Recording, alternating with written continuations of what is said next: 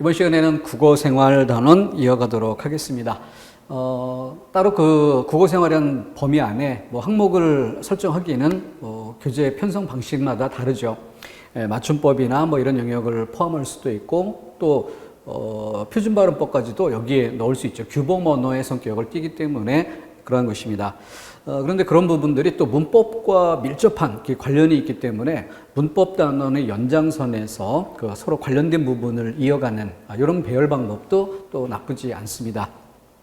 그래서 우리 국어생활 단원으로 이 높임법하고 뒤에 이제 어법과 비문 이런 항목들을 묶어서 이렇게 다뤄가고자 합니다. 문제 세부적인 내용 살펴가도록 하겠습니다. 1번 문제, 높임법이 가장 옳지 않은 것은? 높임법이 옳지 않은 1번에 부장님의 따님은 집에 계신가요? 직접 높임, 간접 높임 여기에 관련된 내용을 다루고 있죠. 그래서 이 부분은 이런 반에서 가장 기본적인 예문에서 주어 그리고 또 주어 소수로 즉 소술절로 암긴 문장 그래서 이 부분은 S1 P1이 되는 것이고 암긴 문장을 S2, P2 이렇게 나누어 볼 때 이 부분에 어휘적인 높임을 쓰는 이런 방법과 문법적 높임을 사용하는 이런 경우 그리고 어휘적 높임의 경우는 그 어휘가 예를 들어 객체 높임의 어휘가 쓰이는 그런 경우는 몰라도 직접 높임, 주체 높임의 어휘가 쓰이는 그런 경우에는 직접 높임 여기에 한정돼 쓰이게 되죠. 문법적 높임을 써야 간접 높임으로 전체 문장의 주어를 높이는 그런 방법이 될 것입니다. 자, 그런데 문제는 여기 하나 더 추가해야 될 부분이 있었죠. 문법적 높임이 간접 높임을 표현한다. 그런데 하나 더 고려해야 될 부분은 바로 서술 초점. 높임법이 쓰였고 아니고의 차이 이것만의 문제가 아니라 거기에 쓰이는 이 단어 내용 이것이 말 그대로 소술절 안에 주어를 거쳐서 전체 주어를 높이는 이런 의도가 있을 때 이 부분이 의미가 통하는 것이지 이 단어 내용의 성격상 전체 주어를 높이는 의도가 아닌 소술절의 주어만 소술하는 이런 경우에는 이렇게 표현해서는 안 되는 것이죠.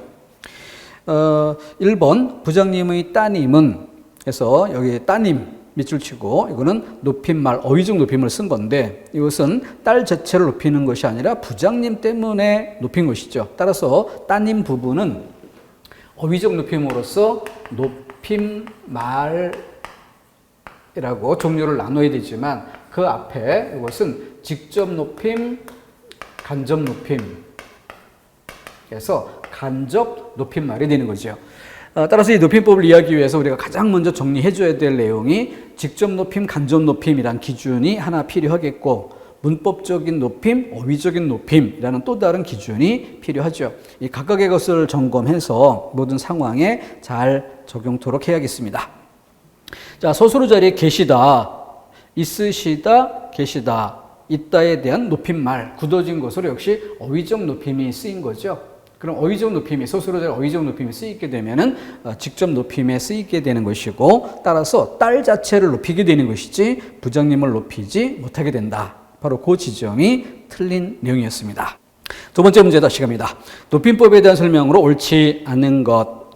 자, 기억에서 할아버지께서 노인정에 가셨습니다. 딱 봐도 주체, 객체, 상대 높임 기본 뼈대로 점검해 보기 좋은 그런 예문이죠.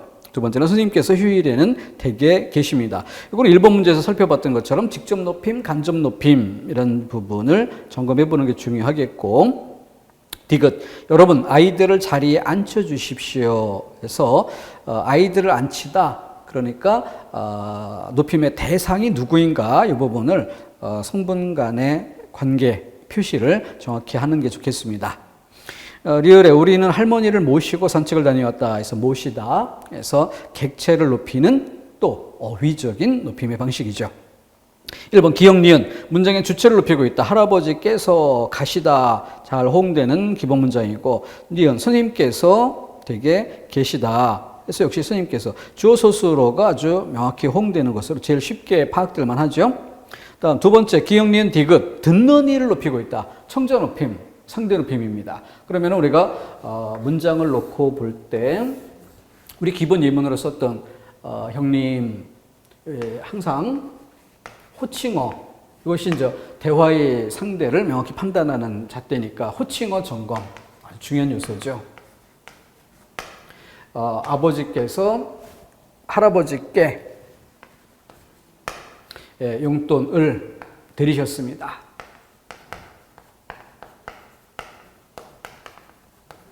자, 이때 비읍니다는 이렇게 청자 높임, 상대 높임, 시는 이렇게 넘어왔네요. 주체 높임, 그리고 나서 드리다, 객체 높임. 자, 가장 기본적인 뼈대 점검토록 해두시고요. 그래서 듣는 일 높이다, 가셨습니다, 계십니다, 주십시오. 그래서 어마로미를 통해서 상대방을 높이는 방법 쉽게 확인 가능하죠. 일단 3번에 니은, 리을, 특선 어휘를 통해 니은에서는 계시다, 리을에서는 모시다. 그래서 물론 그 위에 1번 문제 같은 경우에 1번 문제 1번 답지를 선택지를 보면은 부장님의 따님은 해서 따님, 이것도 역시 높임 말이죠. 그래서 그런데 그 딸, 따님에서 체온의 경우에 쓰이는 것하고 다르게 또 용언에 쓰이는 높임말, 굳어진 말 이렇게 있다는 점 또 챙겨보도록 하겠습니다. 그래서 확인된 항목이고 2번에 4번 선택지 디귿, 리을, 목적을 높이고 있으므로 객체를 높이는 표현이다 했는데 객체라고 하는 것은 이렇게 부서 자리에 나오는 것도 있죠. 그래서 소수로의 어떤 동작 이런 것들이 담기는 단어라고 한다면 그 동작이 미치는 대상, 이 전체 발화의 대상이 청자라면 소수로의 동작이나 작용이 미치는 대상, 이걸 객체라고 하는 것이죠. 그리고 지금 이 예문에서처럼 부서 자리에 나타나는 경우 있다. 자, 그런 차이점을 좀 놓고 살펴보도록 해야 되겠습니다. 자, 그래서 4번 선택지 이런 것들은 일단 앞에 우리는 할머니를 모시고 산책을 다녀왔다. 그러면 이때 모시다 점검해 보면은 우리가 할머니를 모신다. 이렇게 그 호응 관계를 살펴서 표시하고 무엇이 무엇을 높이는가 이렇게 따져봐야 되겠죠.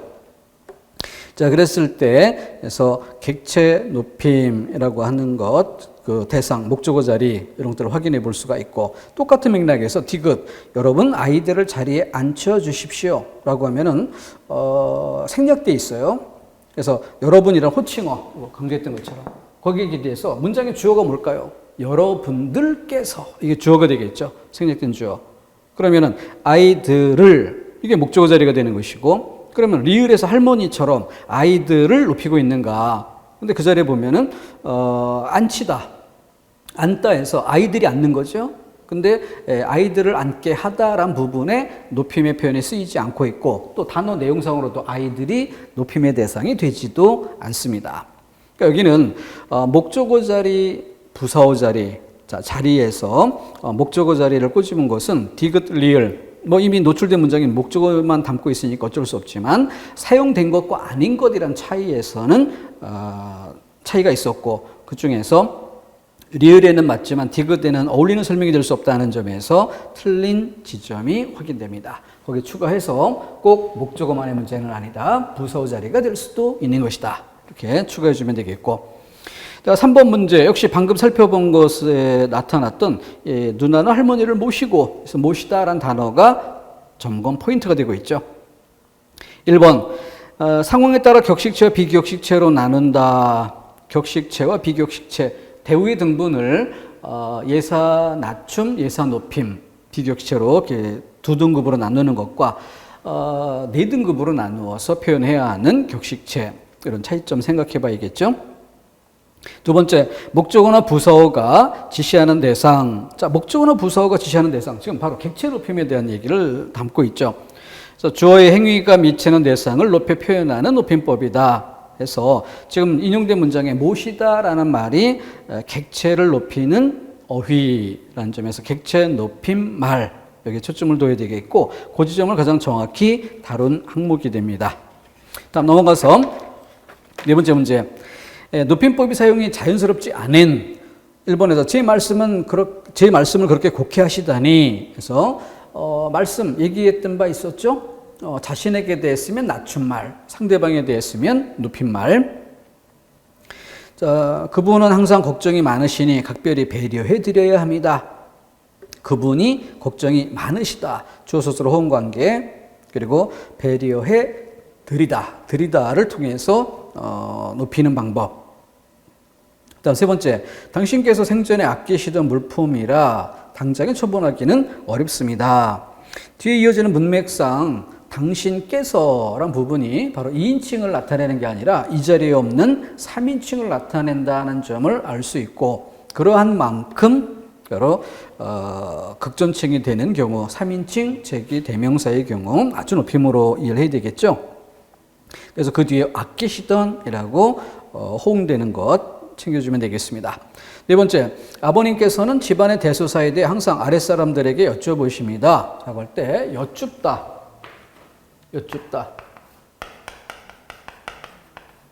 그러면은 누가 누구에게, 이 부분이 명확히 드러나야 되죠. 그러면은 문맥상 아버지께서 말씀하다 이 뜻이고, 아버지께서 여쭙다 누구누구에게, 그러면은 아랫사람에게. 그럼 아버지가 더 높은 사람이고 아랫사람에게라고 하면 여쭙다라는 단어는 잘못 사용됐다. 이걸 확인해 볼 수 있죠. 그래서 주어 서술어 이런 성분 간의 호응 관계를 명확히 해줘야 되는데, 우리가 말을 길게 하거나 문장을 길게 쓰다 보면은 쉼표로 이어지는 부분에서 주어가 바뀔 때가 있어요. 근데 주어가 바뀌면서 그 지점을 지나치게 생략을 해버리면 어떤 그 높임말을 써야 될 단어가 누구와 호응되는 것인지를 알기 어려운, 그래서 실수하는. 그러니까 성분 간의 호응을 고려하지 않다 보면은 자꾸 그 상대방을 위해서 높여야 된다는 의식이 막연하게 남는 거죠. 그런 지점에서 잘못된 사용이 나올 수 있습니다. 성분을 잘 다듬어 보는 연습이 필요하겠습니다. 다섯 번째, 높임법 사용이 옳은 1번 교수님 연구실에서 교수님을 직접 보고 말씀을 드리겠습니다. 여러 곳에 사용되고 있는데 제가 교수님을 직접 뵙고, 그래서 교수님을 높여야 되기 때문에 보고, 이 부분이 틀린 거죠. 말씀을 드리다라고 할 때 말씀은 누구의 말씀이에요? 제 말씀이죠. 그러니까 나에 대해서 말씀, 이거는 낮춤의 경우로 쓴 것이며 맞게 사용된 거죠. 다음 두 번째, 큰아버지 오늘은 약 좀 많이 드셨는데 제가 집까지 모셔다 드리겠습니다 라고 할 때 큰아버지에 대해서 집이 아니라 높여야 되는데 높이지 않았다는 점에서 틀린 거죠. 물론 문장에 따라서는 과공비례라는 말이 있죠. 지나친 예의는 오히려 예가 아니다라는 표현이 있습니다. 그것은 특히 그 서술어가 여러 개로 이어지거나 하는 이런 문장에서 매 단어마다 높임의 표현을 계속 사용하면은 전체적으로는 어색한 느낌을 줄 수가 있죠. 그러면 어색한 느낌이 곧바로 단어적인, 그러니까 높임의 표현 형식을 띠고는 했지만 사실 의도는 뭔가 나를 깎아내리려고 비난하려고 하는 그런 의도가 있는 건 아닌가 하고 들으면서 찜찜해지는 이런 경우가 생길 수 있는 거죠. 자, 그렇기 때문에 이제 신중하게 표현해 보도록 해야 될 것이고, 그래서 성분 간의 호응 관계 이걸 정확히 살펴보고 지나치게 많은 부분에 겹쳐 쓰이진 않는가. 지나치게 많이 겹쳤다 싶을 때는 앞부분에는 좀 낮추는 게 아니라 높임법 사용을 자제하면서 끝부분에 높임법을 사용해서 인상적으로 표현하는 방법도 생각할 수는 있습니다. 다음 세 번째, 김 과장님, 부장님께서 빨리 오시라는데 오후에 시간 계십니까? 아주 명료하게 시간 계십니까? 시간이 계시다, 시간이 있다. 이건 따님이 있다 라고 할 때 딸 자체를 계시다로 높이는 것과 똑같이 시간을 높이는 경우이기 때문에 틀린 거죠. 명확히 틀린 지점은 여기서 잡아야 되겠고, 그 다음 중간 부분은 좀 탄력적으로 이해할 여지가 있는데, 부장님께서 빨리 오시라는데 이 부분은 항상 일단 풀어봐야 되겠죠. 여기는 오다가 있고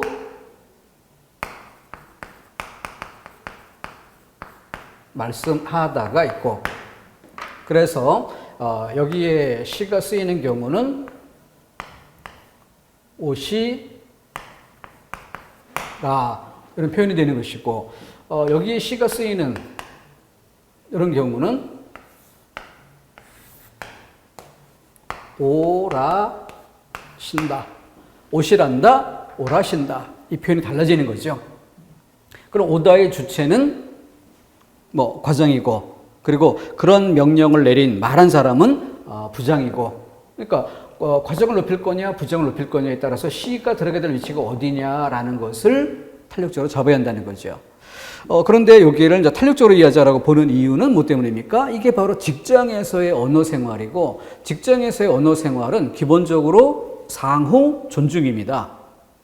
윗사람과 아랫사람의 문제로 볼 수 없다는 거죠.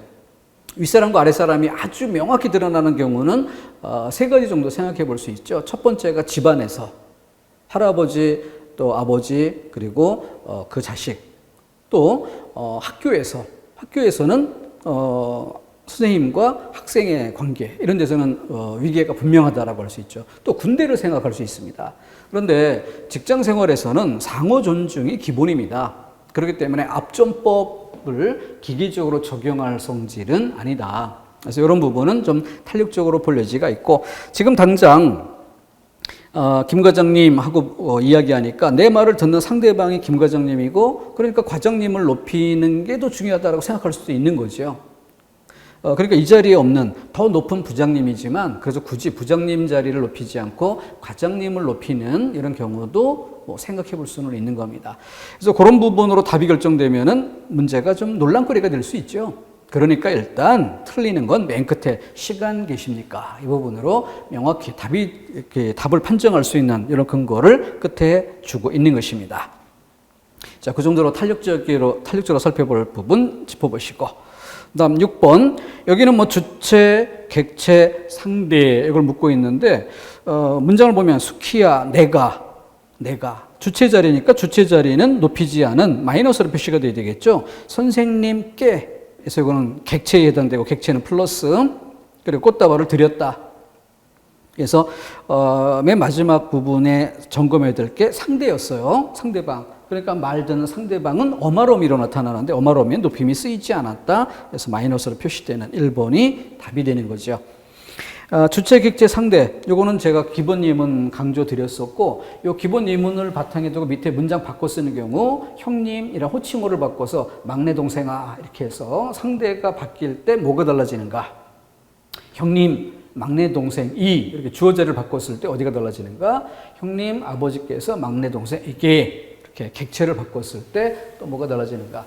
이렇게 문장의 변형을 가장 전형적인 주체, 객체, 상대가 한꺼번에 나타나는 문장 안에 넣어서 연습하면은 깔끔하게 마무리가 될 것입니다.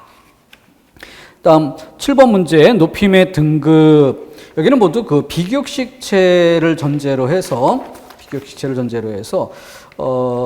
두루 낮춤, 하계체와 두루 높임, 하오체, 이런 정도를 구별하고 있는데, 맨 끝에 어미의 형태, 이런 것들로 암기된 것에 따라 답을 찾는 것도 가능할 것입니다. 그런데 또 하나 힌트가 있다면, 1번은 여보게라는 호칭이 있죠. 2번 김군, 여보게 김군. 어때요? 아주 해라체로 낮추는 건 아니지만 예사 높임, 예사 낮춤이니까, 비격체니까. 하지만 여보게 김군, 이거는 낮춤의 방향이라는 점이 쉽게 구별이 되죠. 3번의 경우는 상대에 대한 호칭은 없지만 나라는 말을 썼기 때문에 역시 낮춤의 경우라는 것을 알 수 있습니다. 상대에 대해서 나를 겸손하게 표현하지 않았죠. 그러니까 상대방이 나보다 더 낫다는 것을 보여주는 겁니다. 자, 이것으로 상대적으로 4번을 구별하는 것도 한 방법이 될 수 있다. 어미 형태를 기계적으로 암기하는 것에만 초점 두지 말고 호응 관계를 잘 살피면 그만큼 시간도 줄이고 쉽게 힌트를 얻어낼 수 있습니다. 다음 8번 문제. 호칭, 지칭의 문제로 좀 성격이 바뀌었어요. 남편의 형, 그러면은 시 아주버님이죠. 그러니까 이때는 호칭을 결혼을 했든 안 했든 아주버님이라고 호칭해야 되겠죠. 시동생의 경우는 어때요? 그때는 결혼을 했는가 안 했는가에 따라서 서방님, 도련님이라는 것이 구별이 됩니다. 그러나 손 위는 그렇지 않죠. 큰아빠, 애들에게 때 쓰는 건데 이런 표현이 틀렸다고 보는 이유가 뭐예요? 명절 때처럼 이렇게 많은 사람들이 모였을 때 큰아빠 이렇게 이야기하면은 바로 나, 화자 자신의 큰아버지, 그러니까 숙부님을 말하는 이런 경우인지 아닌지 이게 알 수 없고, 그렇기 때문에 뭐 마당에서 많은 사람들이, 주방에서 많은 사람들이 이렇게 일하고 있을 때 그때 이런 말을 잘못 사용하게 되면은 대답하는 사람이 2명, 3명이 나 하고 되돌아보는 이런 경우가 생길 수도 있죠. 그렇게 좀 부정확한 표현은 상황을 올바르게 반영하지 못하는 면이 있습니다. 그래서 맞는 말을 잘 쓰자는 얘기죠.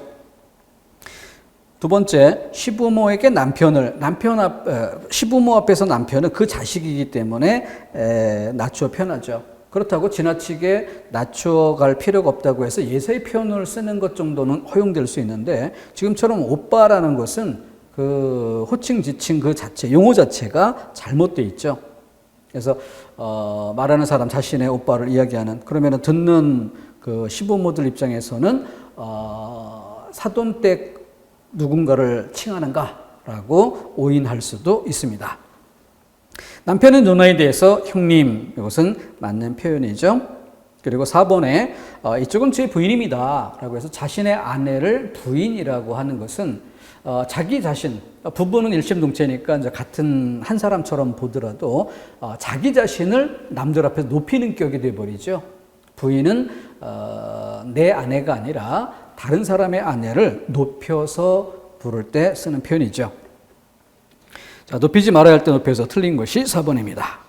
다음 9번, 젊은 세대 간의 이런 상황들을 표현하면서 특히 그 기성세대가 젊은 세대에게 안 좋게 생각하는 그 이유 중에 대표적인 예가 존대법을 제대로 사용하지 못해서라는 이런 상황을 이야기하고 있습니다. 지난번엔 TV 보다가 보니까 어떤 드라마의 한 장면 속에서 그 뭐 인터넷 방송하는 이런 장면이 나타나고 거기에 의도하지 않게 다른 가족의 다른 사람이 그 화면을 보다가 대화에 끼어드는, 그 방송에 끼어드는 이런 장면. 근데 쭉 옆에서 보니까 니들 이런 거 하지 말고 라고 이렇게 훈계하듯 말을 하니까 옆에 떠오르는 자막에 뭐 선비충이라는 단어가 등장합니다. 그래서 저런 경우에 또 젊은 세대들은 기성세대에 대해서 이렇게 뭔가 올바른 말, 입바른 말, 충고의 말 이런 것들을 하게 되면은 저런 식으로 표현하는구나 싶었어요. 그래서 요즘 젊은 애들은 저런 거 선비충이라고 하냐 그랬더니만은 옆에서 우리 아이가 그래도 많이 순화한 표현이네요 라고 하는 거야. 그러면 선비충 저게 이렇게 순화한 표현이라면 그럼 원래 뭐라고 쓰는데? 라고 하니까 입에 담지는 못하고 충자처럼 뒤에 붙이는 게 아니라 선비 앞에 다른 말 붙여서 써요. 뭐 이런 식으로 이야기하는. 그래서 대략 짐작가는 말은 있었지만 굳이 그런 걸 또 대화에서 꼬집어 이렇게 이 표현이 맞니? 라고 이렇게 확인해 볼 수는 없는 거죠. 자, 아무튼 그런 표현을 보면서 참 그 세대 간의 단절감 이런 것들이 아주 심하다 이런 것들을 또 생각해 보기도 했었습니다. 선택지 볼까요? 요즘 애들은 어른을 만나서 말을 할 때도 저라고 하지 않고 나라고 하더군 해서 존대법을 제대로 사용하지 못하는 경우 지적하고 있죠. 두 번째, 선생님께 질문을 하면서 제가 한 말씀은요 라고 할 때 여기 말씀이라는 단어는 선생님 앞에서 낮춤말로서 잘 쓴 거죠. 자, 문제는 제가 한 여기다 밑줄 쳐야죠. 이때는 제가 드린이라고 표현을 해야죠. 제가 드리다. 자, 그래서 말씀에 초점 있는 게 아니라 앞에 밑줄 칠 부분이 달랐어요. 근데 말씀이란 단어에만 밑줄을 치고는 이거 맞게 쓰인 것 아니냐 이렇게 해서 이 문제를 착각했다는 그런 경우도 있었습니다. 밑줄 칠 위치에 대해서 좀 잘 챙겨보시기 바라고요. 그래서 어느 하나가 눈에 띄었다고 해서 섣불리 답하지 말고 검증하는 이런 과정을 거쳐야 한다는 것 잊어서는 안 되겠습니다. 세 번째, 친구 아들이 날 과장님이라고 부르더군. 이거는 다른 사람에 대해서 존대의 뜻으로 그 직함을 대신 사용하는 이런 방법이 있죠.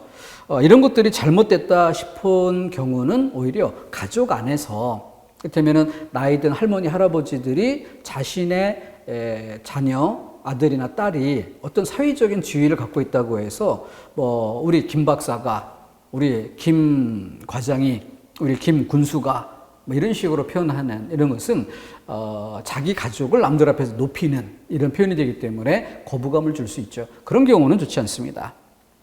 하지만 가족이 아니라 상대에 대해서, 다른 사람에 대해서 이야기할 때는 높임의 표현 방법으로 쓸 수 있는 것이죠. 다음 10번 전화이절인데, 일본에서 전화를 걸었을 때 자기 신분을 먼저 밝히는 것은 꼭 갖춰야 될 일이죠. 두 번째, 대화를 마치고 전화를 끊을 때 고맙습니다, 안녕히 계십시오 하고 인사하고 끊는다. 들어가세요 라는 말도 많이 쓰는데 상대방을 배려하는 표현이므로 사용하는 것이 좋다. 이 중간 부분이 틀린 거죠. 들어가세요 라는 말 굉장히 많이 사용합니다. 그래서 시간이 좀 더 지나면 이것도 언어 예절로 인정이 될 수도 있지 않을까, 인정해야 한다는 목소리가 점점 커지지 않을까, 이런 생각이 듭니다. 근데 현실적으로 들어가세요 라는 말의 반대말은 이렇게 따져보면 나오세요.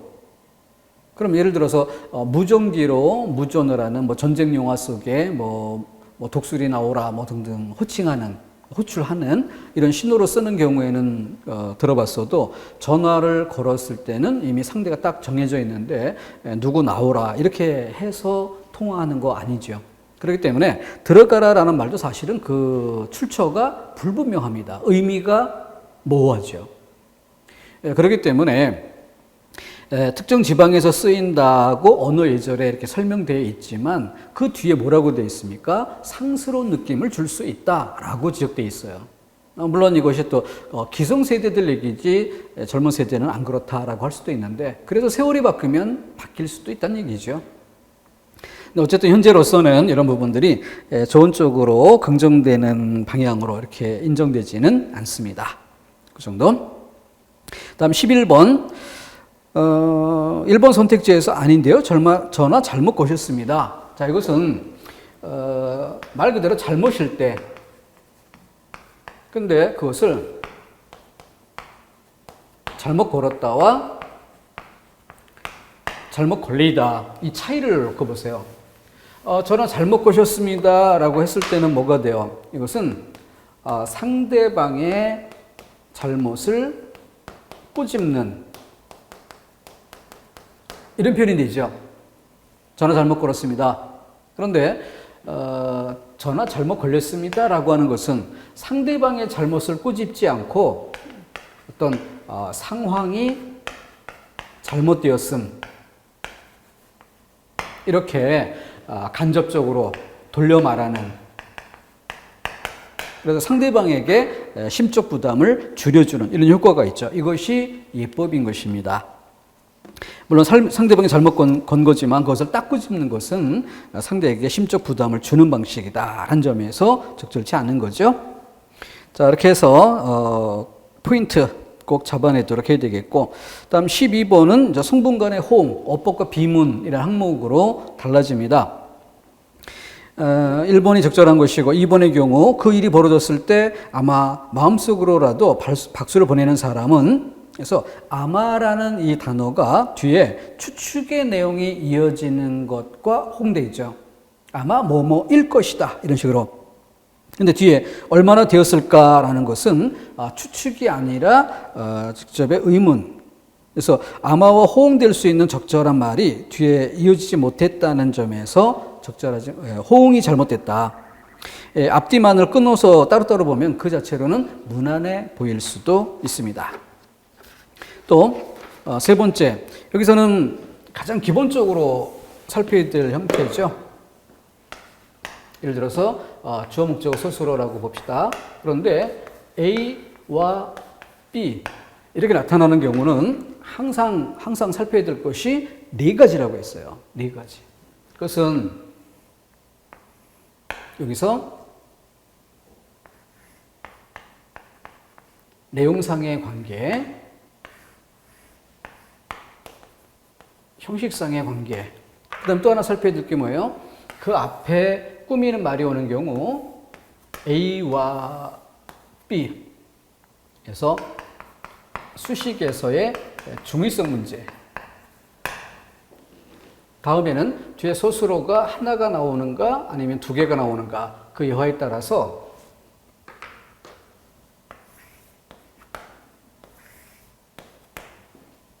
호응 문제.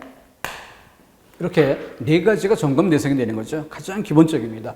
이 중에서 수험생들에게 가장 어렵게 여겨질 수 있는 부분이 바로 형식적인 관계, 평행구조죠.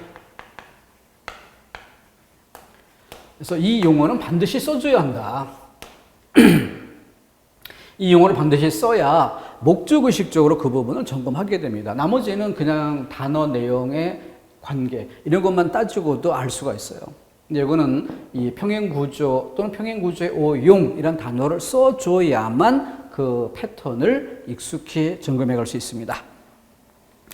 자, 국민 대통합, 국가 경쟁력 이런 두 부분에 밑줄을 치고 보면은 뒤에 제고하다, 국가 경쟁력을 제고하다 뒷부분은 호응되어 있지만 앞부분 바로 국민 대통합을 제고하다. 국민 대통합은 제고할 대상이 아니죠. 이렇게. 다음 네 번째는 문장 전체 주어 부분 맨 끝에 소수로 부분 이렇게 호응 관계를 따지는 것에 주안점을 두고 설명을 했어요. 자, 그건 해설란 참고하셔도 좋고 여기서 한 가지 바로 이 지점에서 하나 더 볼 게 뭐예요? 자질의 연마. 쉼표 찍고 그 다음 인격.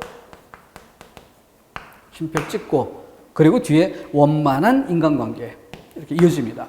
그러니까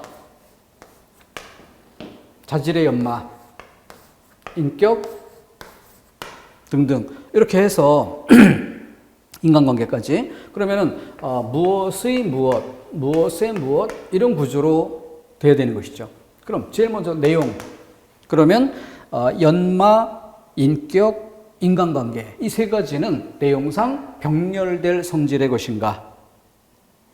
대등한 수준에서 그러면 인격이나 인간관계 둘은 나란히 놓일 수 있지만 자질의 연마 이거는 연마란 단어를 놓고 보면은 호응되지 않는다는 거예요. 세 개가 열거된 것 중에 앞에가 어울리질 않아요. 다음 형식적인 면에서는 어때요? 무엇에 무엇 이렇게 꾸며주는 이런 형태가 되고 있는데 여기는 또 그렇게 되질 않죠. 세 번째 건 갖추고 있지만 두 번째가 안 되죠. 그럼 여기는 내용상의 관계에서도 적절치 못하고 형식상의 관계에서도 적절치 못한 지점이 하나 더 있습니다. 근데 보통 이 부분은 간과하고 뭐뭐를 아는 것이다 부분만 판단하는 경우가 많습니다. 이게 사실은 더 중요한 지점이에요. 이게 그래서 일부러 뭐 해설란에 그거 넣고 하다 보면 설명이 장황해질 부분이라서 충분히 반영은 안 했습니다만 지금 제가 설명드리는 지점에서는 여기를 더 강조하고 있다는 것 꼭 챙기도록 당부드립니다.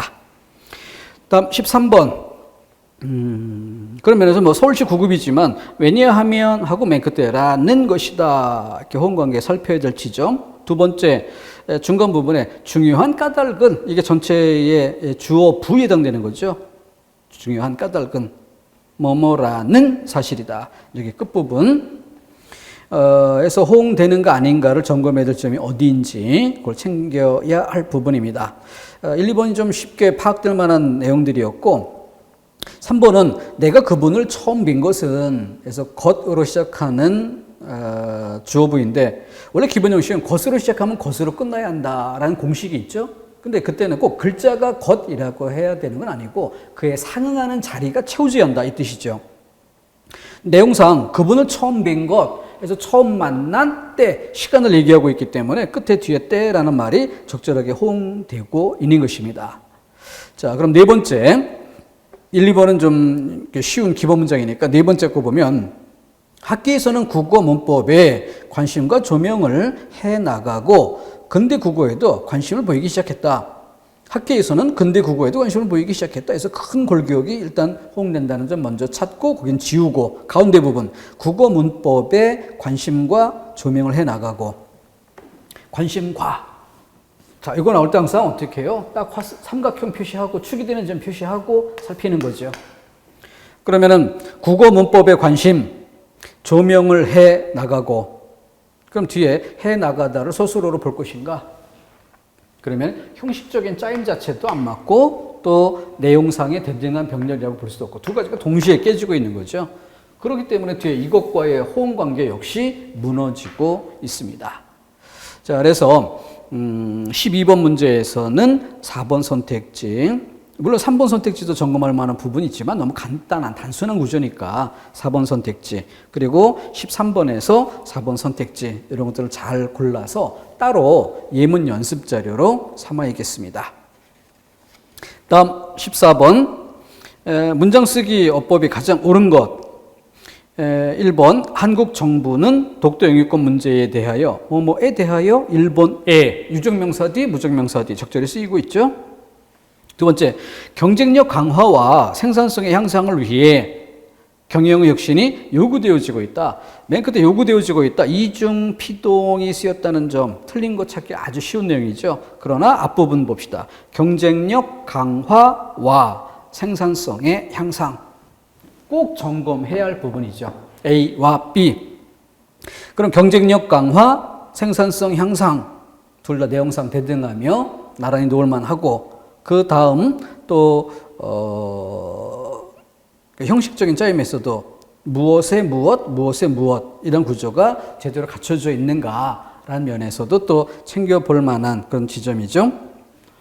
이어서 그 3번하고 4번 같은 경우에는 뭐 맨 앞부분과 뒷부분의 호응 관계 이런 것들을 따져보는 것이니까 크게 어려울 게 없죠. 그런데 4번 같은 경우 좀 더 보충 설명을 해본다면은 앞에 냉정하게 전력을 평가해봐도 이게 전제가 돼 있어요. 이런 경우는 되게 부정적인 이런 내용들을 뒤에 이어가는 게 일반적입니다. 그래서 16항 티켓 가능성이라고 하더라도 높다가 아니라 낮다 쪽이 맞죠. 근데 냉정하게란 단어를 쓰지 않는 다른 경우를 본다면은 객관적이다라는 말을 사용해 볼 수가 있죠. 그럼 객관적으로 표현한다라고 평가한다는 것은 예를 들어서 그동안의 경기에 대한 여러 가지 데이터들이 있을 거예요. 이런 그 몇 가지 기준들을 이용한다면 객관적으로 평가하다라는 말이 통할 수가 있습니다. 그런 경우에는 긍정의 방향에 쓸 수도 있는 거죠. 그래서 객관적으로 전력을 평가해봐도 우리가 우월하다, 우리가 그 티켓 가능성이 높다 이렇게 이야기할 수 있는 거죠. 근데 냉정하게라는 말을 쓸 때 일반적으로는 그 뒤에 부정적 내용이 오는 것과 호응되는 경우가 더 많습니다. 그 다음 뒷부분에서는 뭐 자력으로라는 말과 어울리게 뒤에 16강 티켓이라고 했는데 지나치게 생략을 해서 자력으로 16강에 오르다 또는 티켓이라는 말을 썼다면 티켓을 획득하다, 얻다, 따다 이런 표현들이 어울리는 말이 나와야 되는 거죠. 그런 부분에 대해서 지나친 생략이 문제점이다 하는 것 하나 더 챙겨보도록 해야겠습니다. 4번은 더 챙겨볼 만한 여지가 있는 부분이었고요. 15번 문제 더 보겠습니다. 어법에 어긋난 문장을 수정하고 설명은 예. 그래서 1번에 전철 내에서 뛰지 말고 문에 기대거나 강제로 열려고 하지 마십시오. 여기서는 A이거나 B 이런 형태를 띠고 있습니다. 그렇기 때문에 이거 역시 이렇게 내용상으로도 나란히 놓을 만한 내용인지 형식적인 짜임 면에서도 호응되는지 평행 구조에 어울림이 있는지 이런 것들이 따져져야 되겠죠. 문에 기대다 이때는 부서를 필요로 하는 경우, 강제로 열려고 하다 이때는 열다, 문을 열다 목적어에 호응되는 경우, 앞에서도 우리 기본 예문 살펴보면서 썼던 것으로 영어 오형식으로 빗대 얘기했던 적이 있었죠. 인간은 자연을 정복하기도 하고 자연에 복종하기도 한다. 이때 3형식 문장, 2형식 문장. 근데 그것을 단어 내용상 자연이라는 공통된 단어가 나오니까 라는 생각에 을 또는 에 성분을 따져보지 않고 무리하게 생략하는 그런 잘못, 이것과 짝지을 만한 부분이죠. 두 번째, 급증하는 생활용수. 그래서 급증하는 생활용수. 생활용수 자체가 급증하는 게 아니라 생활용수에 대한 수요가 급증하는 것이었다. 그래서 이것이 수식과 피수식이 응집돼야 하는데 성분의 위치 이동을 하다 보면 무엇이 무엇을 꾸미는 것인가 하는 초점을 잃을 때가 있죠. 자, 그런 부분이 꼼꼼히 챙겨져야 되겠습니다. 3번의 경우에는 사고 원인 파악과 재발 방지 대책을 해서 또 요 구조에 해당이 되는 것인데 거기에 하나 더 추가해서 여기다가는 아예 이름을 써줄 필요가 있죠. 지나친 명사화 구성. 지나친 관용화 구성, 지나친 명사화 구성 모두 점검해야 될 항목입니다. 관용화 구성 하나 자체로는 인정이 돼요. 근데 이게 여러 가지가 겹칠 때가 문제가 되는 것이고 명사화 구성도 역시 마찬가지입니다. 여러 개가 중첩되면 그 의미의 초점을 잃기가 쉬워지는 거죠. 더군다나 명사로 쓰였다 하더라도 성격상으로는 명사가 명사의 의미상 기능을 하는 경우가 있지만 명사의 형태를 취하고 있으나 의미상으로는 서술성 성격을 띠는, 그래서 이런 것을 서술성 명사라고 합니다. 그래서 이와 같은 성격의 차이가 있기 때문에 그런 것에 혼동이 오는 것도 정리해 줄 필요가 있어요. 그래서 사고 원인 파악, 그러면 사고의 원인을 파악하다. 그러면 재발을 방지할 대책을 마련하다. 구조가 달라지는 것이죠. 명사 세 개가 나란히 놓이는 것처럼 보이지만 사고의 원인을 파악하다라고 하면은 사고의 원인을 파악이라고 되어 있지만 소술성 명사 파악하다 이런 양상이 되잖아요. 그런데 뒤에 재발 방지 대책 하면은 재발을 방지하면 얘가 소술성 명사가 돼요. 방지할, 그리고 관형절에 꾸밈을 받는 구조로 다시 명사가 꾸밈을 받는 이런 구조가 되죠. 그래서 소술성 명사가 세 단어 나열된 것 중 여기에 놓이는 경우와 여기에 놓이는 경우는 짜임새가 크게 달라 보인다는 거죠. 자, 이런 부분들은 수험생들이 대개 고려하지 않는 경우가 많습니다. 또 수험서에서도 설명이 제대로 안 되는 경우가 많아요. 그러니까 뭔가 찜찜하다, 이상하다 이런 느낌은 있는데 해설을 봐도 깔끔하게 설명되지 못한 이런 느낌이 남을 수 있죠. 자, 한번 챙겨서. 그러니까 오늘 이번 시간에 설명드렸던 것 중에서 최고로 중요한 두 가지가 있다라고 한다면 형식상 평행 구조, 그 다음에 서술성 명사. 이런 두 가지가 좀 난이도 있는 쓸모 있는 문제를 해결하는데 아주 중요한 고리가 될 듯합니다. 자, 이렇게 해서 일단 끊어가고요. 다음 시간에 더 이어서 보도록 하겠습니다.